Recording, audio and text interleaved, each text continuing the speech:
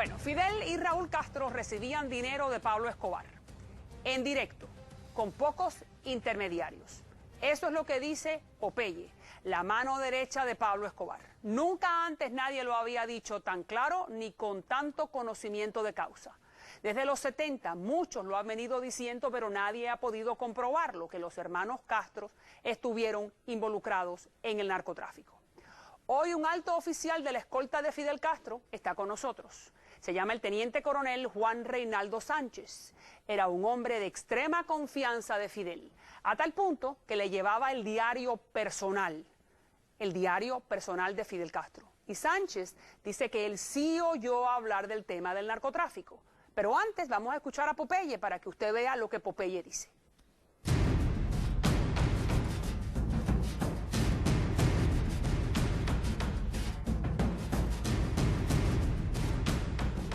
Cuénteme de Cuba, fíjese. Lo de Cuba yo lo conozco muy bien, porque yo estuve en Cayo Hueso. Nosotros encaletamos la cocaína que entraba de Cuba a Cayo Hueso, la encaletamos en Kendall, en Hialeah, en Boca Ratón, que usted sabe que en Boca Ratón pues, es el barrio de los ricos de Miami. Sí. Conocí la relación directa porque yo fui muy amigo del cocodrilo de Jorge Avendaño, que estuvo dentro de Cuba, manejando la operación en Cuba. ¿Quién es Jorge Avendaño? Jorge Avendaño era el enviado de Pablo Emilio Escobar Gaviria a la isla de Cuba. ¿Y con quién hablaba Avendaño? Realmente hablaba directamente con Raúl Castro y Raúl hablaba con su hermano Fidel. ¿Y cómo usted sabe que Avendaño, que era el emisario de Pablo, hablaba con Raúl? ¿Cómo usted lo sabe? Porque era una operación directa entre Pablo, Raúl y Fidel, de ahí no se podía salir. ¿Y cómo usted sabe eso? Porque usted es una de las pocas personas que queda viva, que sabe la relación entre Cuba y Pablo. Como yo estuve en Cayo Hueso recibiendo la cocaína, después cuando yo regreso a Colombia, yo era muy amigo del cocodrilo, y el cocodrilo me pregunta a mí qué problemas hubo en Cayo Hueso, porque como ellos tuvieron un problema delicado a raíz cuando ya las autoridades norteamericanas descubren la cocaína, y yo hablo con el cocodrilo me dice a mí de que él habla directamente con Raúl, porque Raúl era el jefe del ejército y era el que proveía la gasolina, recibía las aeronaves que llegaban de México y habían unos vuelos que eran de Colombia.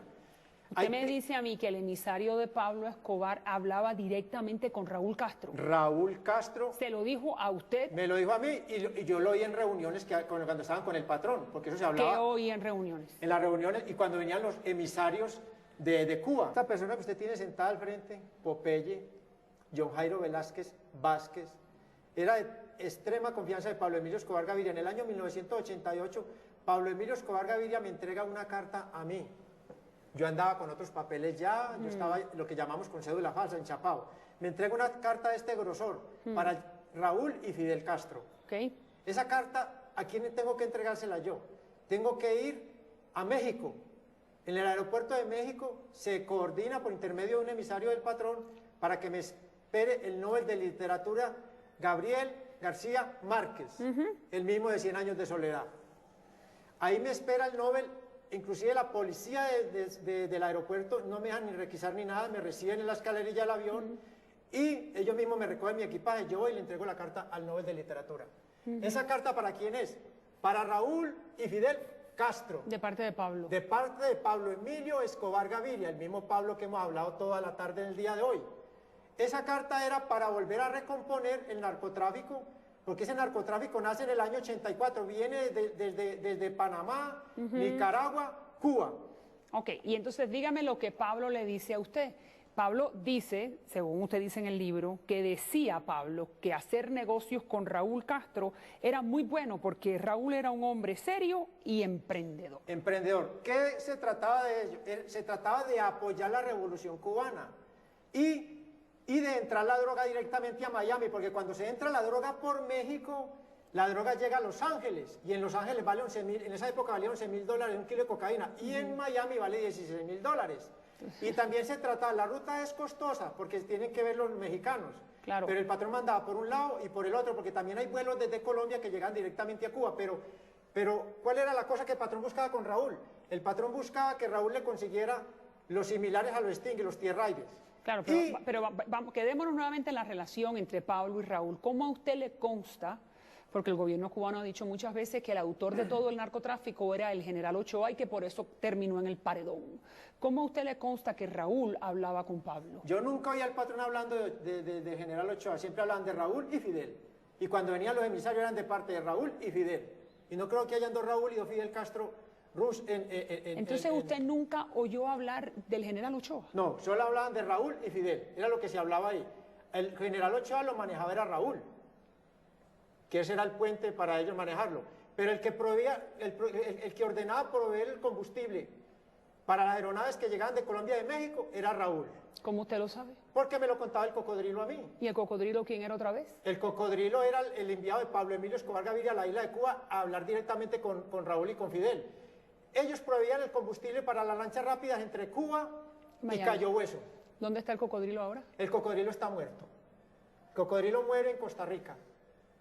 Pero después de que él estuvo preso y salió en libertad y muere en Costa Rica. Pablo Escobar era una mente privilegiada. Lo que están haciendo los narcos hoy en el año 2012, Pablo Escobar lo pensó en el año 1988, que era que los rusos le prestaran un submarino para inundar de cocaína a los Estados Unidos de Norteamérica a través de los hermanos Castro. No se pudo concretar esa operación, pero era para meter 30, 40, 50, 60 toneladas de cocaína. Con un submarino. Con un submarino. ¿Y por qué no se concreta esa operación? Porque hubo mucho emisario y mucha cosa. Razón viene, razón va. A lo último no pudieron convencer a los rusos de que prestaran el submarino. Popeye es el último que queda vivo de ese grupo de lugartenientes de Pablo Escobar que sabe de la relación entre Escobar y los cubanos. Gracias, coronel, que está con nosotros. El teniente coronel Juan Reinaldo Sánchez, solamente para que usted entienda a quién tengo delante, durante 26 años formó parte del Servicio de Seguridad del Gobierno y 17 de esos 26 protegió directamente a Fidel. Recorrió con Fidel 25 países. Pasó más horas con Fidel Castro que con su familia durante casi 20 años. El mismo Fidel lo envió a prisión como castigo por querer abandonar su puesto en el llamado primer círculo de confianza. Llegó a Miami por México en el 2008 y aparte de eso fue por muchos años el encargado de llevar el diario personal de Fidel Castro. Muchísimas gracias, teniente coronel, por estar con nosotros. Y usted es la persona ideal para preguntarle. Usted conoció de primera mano a Fidel Castro, como lo acabo de decir. ¿Usted cree que Fidel, con su gran inteligencia y su gran maldad, era capaz de meterse en el narcotráfico? Bueno, es un placer estar contigo, María Elvira. El placer es nuestro.